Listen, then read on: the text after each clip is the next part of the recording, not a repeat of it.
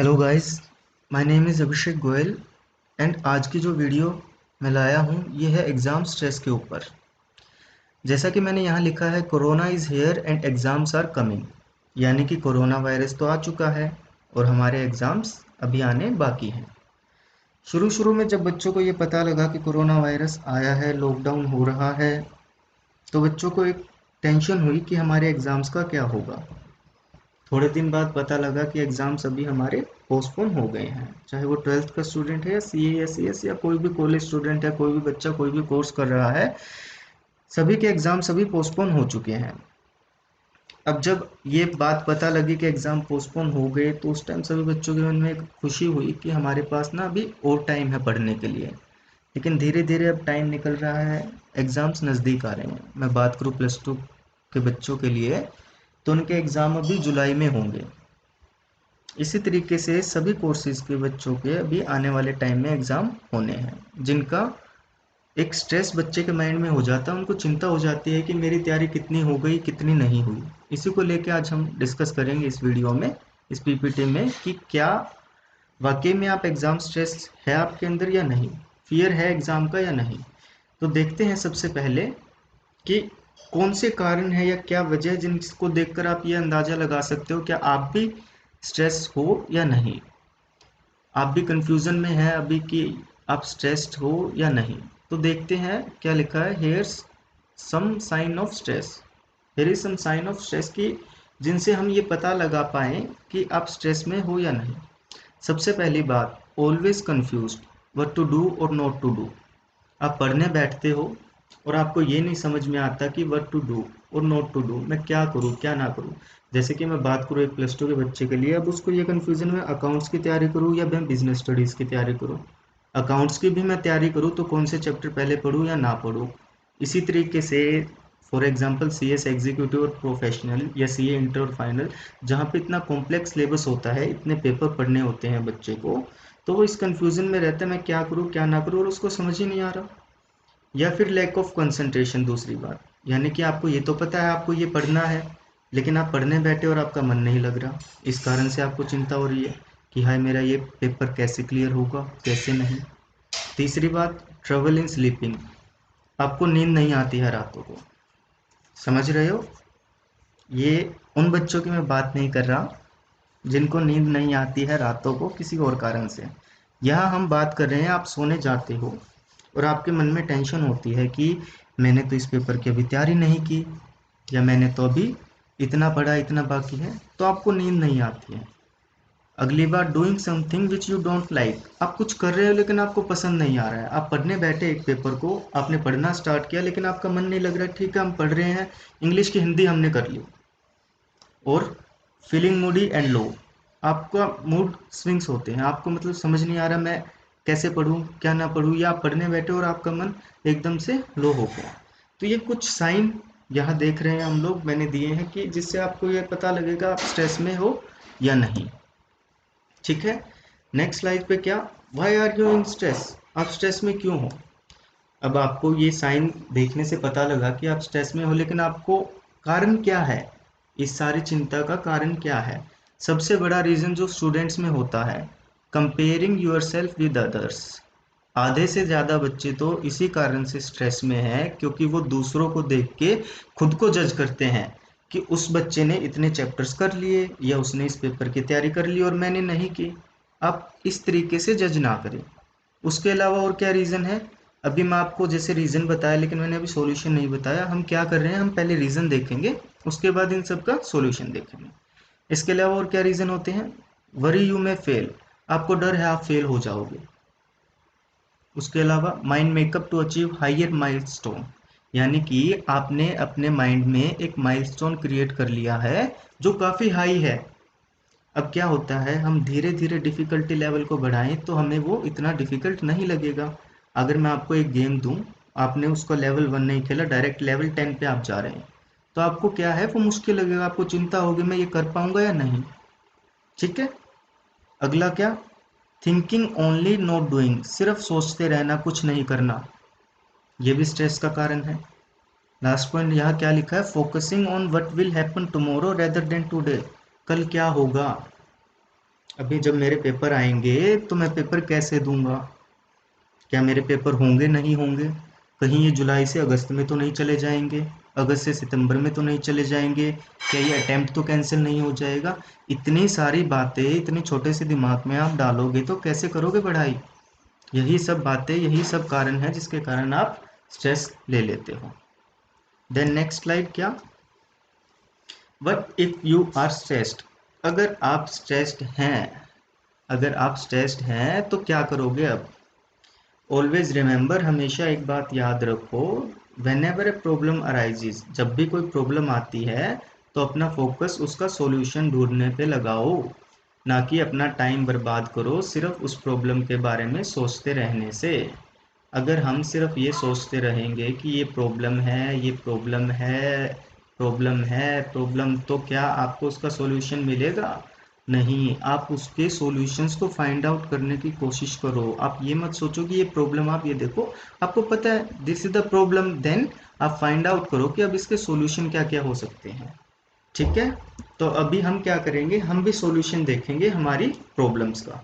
सबसे पहला कारण मैंने क्या बताया आपको, कंपेयरिंग योरसेल्फ विद अदर्स, कि आप कंपेयर करते हो दूसरों के साथ खुद को। तो ये कंपैरिजन क्यों? अब एक छोटी सी बात, क्या जब शक्ल और अकल सेम नहीं है तो लर्निंग लेवल कैसे सेम होगा? इस दुनिया में किसी की भी शक्ल और अकल एक दूसरे से नहीं मिलती। तो आपने कैसे सोच लिया कि जितना उसने पढ़ लिया या जो लेवल उसने अचीव कर लिया आप भी सेम वही करोगे?